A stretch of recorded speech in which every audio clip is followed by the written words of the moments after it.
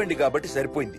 అదే ఏ రాత్రి ట్రైన్ అయితే బెర్త దిగేటో పోయేదానివి, ఏ తలుపో తీసుంటే గోవిందా గోవిందా. అబ్బా నువ్వు ఊరుకోనన్నా, అసలే అమ్మ నొప్పితో బాధపడుతుంటే. బాయ్ మోహిని, అక్కడ ఫ్లైట్ దిగాక ఫోన్ చెయ్యమ్మా. అలాగే అత్తయ్య. బుచ్చయ్య అయ్యా వస్తాం, మా వాళ్ళని జాగ్రత్తగా చూసుకో. సరే అయ్యా. యాదమ్మా వస్తాం. అలాగేనయ్యా. బాయ్ మోహిని. బాయ్ మావయ్య, happy journey. Bye. Thank you అమ్మా. Hyderabad to Paris 10 hours journey. First class seats beds లా ఉంటాయి. ఆలోచించు మరి. అసలు ఆ క్షణం గురించి నేను ఆలోచించని క్షణమే లేదు.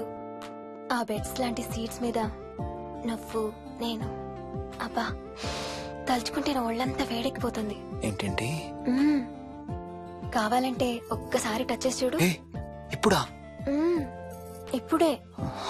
టచ్ తో ఆగలేనేమో. అయితే మానే.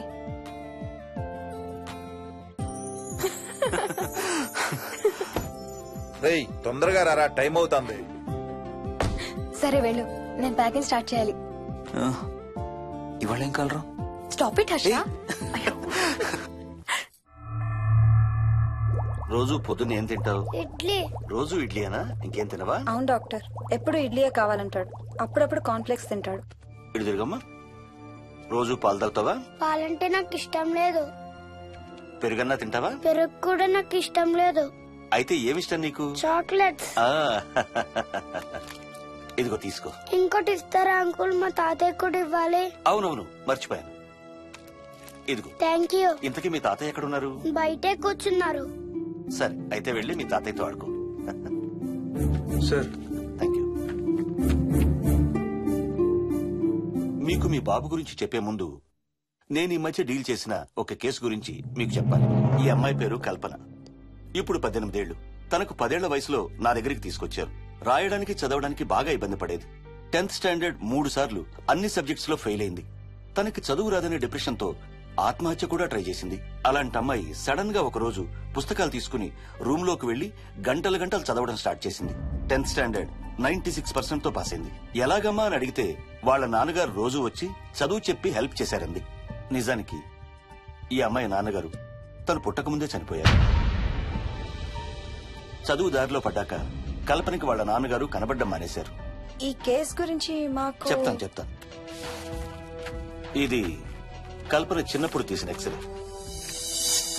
ఇది వికీ ఎక్స్రే. ఈ రెండిట్లోనూ ఈ చిన్న బ్లాక్ స్పాట్ చూసారా? దీన్ని యాంటీరియర్ ఫాంటనల్ అంటారు. పుట్టుకతో చిన్నపిల్లలందరికీ తల మీద ఉండే మెతక భాగం 2 ఏళ్లకి 98% దాకా క్లోజ్ అయి ఒక 6 ఏళ్లకి కంప్లీట్ గా గట్టిపడిపోతుంది. కానీ విక్కీకి 7 ఏళ్లు వచ్చినా ఇది ఇంకా క్లోజ్ అవ్వలేదు. వేల సంవత్సరాలుగా హిందువులు బౌద్ధులు ఈ మెతక భాగం కింద సహస్రార చక్రం ఉంటుందని నమ్ముతారు. బాడీలో ఉండే అన్ని చక్రాలలో మానసిక ఎదుగుదలకు కావలసిన అతి ముఖ్యమైన చక్రం. ఈ చక్రాన్ని ఒక స్పిరిచువల్ గేట్వే అని కూడా అంటారు.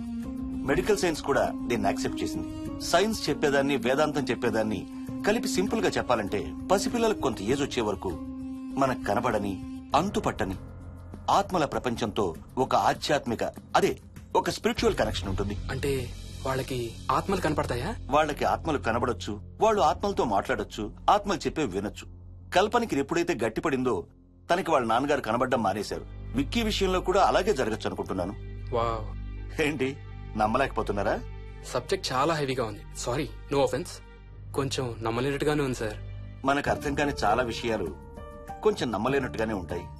దయ్యాలను చూసినప్పుడు కుక్కలు మురుగుతాయంటారు. సునామీలు భూకంపాలు వచ్చేటప్పుడు జంతువులకి పక్షులకి ముందే తెలుస్తాయంటారు.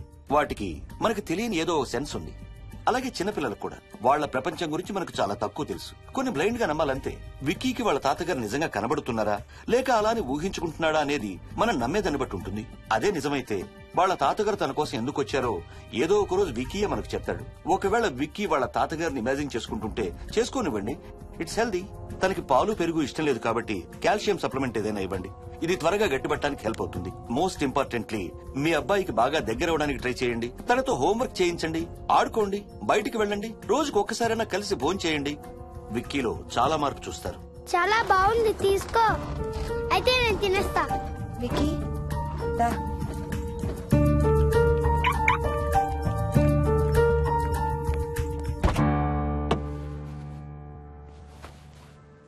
Wiki, listen to me carefully. ఇక నుంచి అన్ని ఆటలు మన ఇద్దరమే ఆడుకుందాం. నీకెప్పుడు ఆడుకోవాలనిపించినా నన్ను పిలు, నేనొచ్చి నీతో ఆడతాను. తాతతో గాని రాజుతో గాని ఆడుకోవటం మానేయాలి, అర్థమైందా? తాత అంటే నాకు చాలా ఇష్టం డాడీ. తాత చచ్చిపోయాడు, ఈ లోకంలో లేడు, నువ్వు పుట్టక ముందే చచ్చిపోయాడు, అర్థమైందా?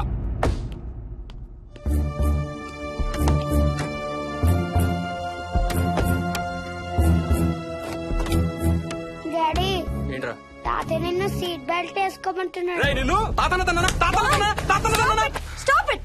వాడితో డీల్ చేసే విధానం అది కాదు. కార్తీ ఇవ్వు, వాడికి బాగా గారం ఇవ్వు, తర్వాత ఏడుస్తావు నువ్వే.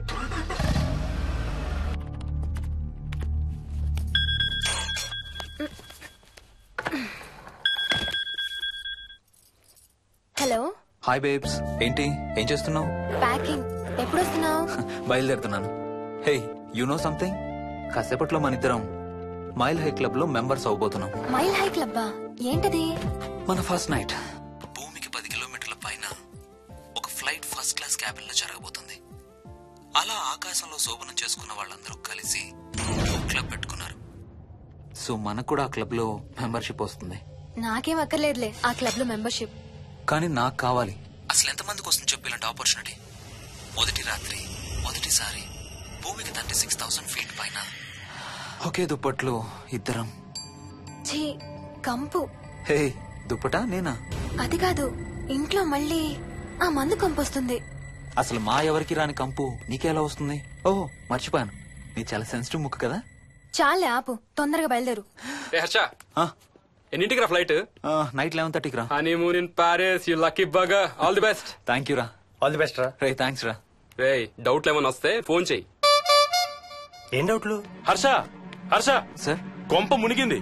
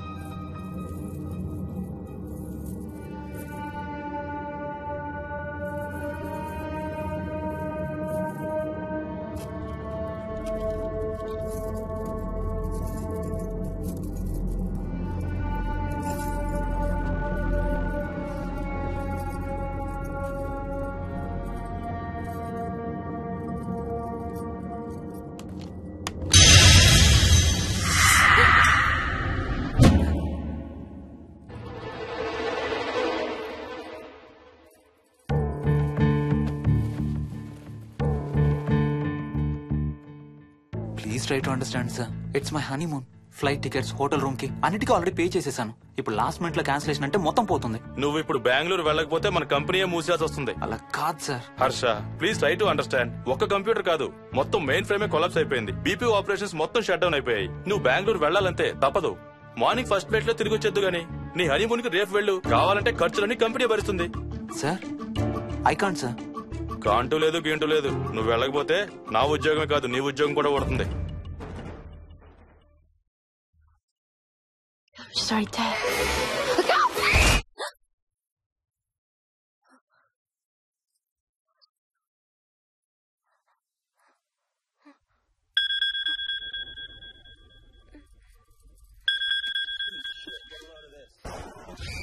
హాయ్. ఏంటి అరుపులు కేకలు? సినిమా చూస్తున్నాను. మళ్ళీ ఇంకో హారర్ సినిమానా? ఏంటి ఇంకా రాలేదు? బ్యాడ్ న్యూస్, మనం ఇవాళ నైట్ వెళ్ళడం లేదు. వాట్? ఏమైంది? బెంగళూరులో సర్వర్స్ అన్ని డౌన్ అట. సో నన్ను అర్జెంట్ గా అక్కడికి వెళ్ళమంటున్నారు. ఎప్పుడు? ఇంకో 2 hours లో ఫ్లైట్ ఉంది. ఇంటికి వచ్చే టైం కూడా లేదు. ఎప్పుడు వస్తావు? మార్నింగ్ ఫ్లైట్ లో వచ్చేస్తాను. మరి మన టికెట్స్?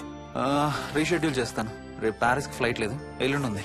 అబ్బా, ఆ మైల్ హై క్లబ్ లో ఈ రాత్రికి మెంబర్ని అయిపోవచ్చని ఎంత ఎక్స్పెక్ట్ చేశానో తెలుసా? హే, డోంట్ వరీ స్వీటీ. ఏముంది, ఎల్లుండి నైట్ మెంబర్స్ అవుదాం. ఇవాళ నీ కోసం నీ ఫేవరెట్ కలర్ బ్లాక్ వేసుకున్నాను తెలుసా? ఏ, అసలే చిరాగ్గా ఉన్నాను, ఇంకా ఉడికించు. Okay baby, I have to go. Sorry, ఒక్కదాన్ని వదిలేసి వెళ్తున్నాను. తొందరగా వచ్చే. నువ్వు మార్నింగ్ లేచేసరికి వచ్చేస్తాను. Okay? Love you. Love you. Bye.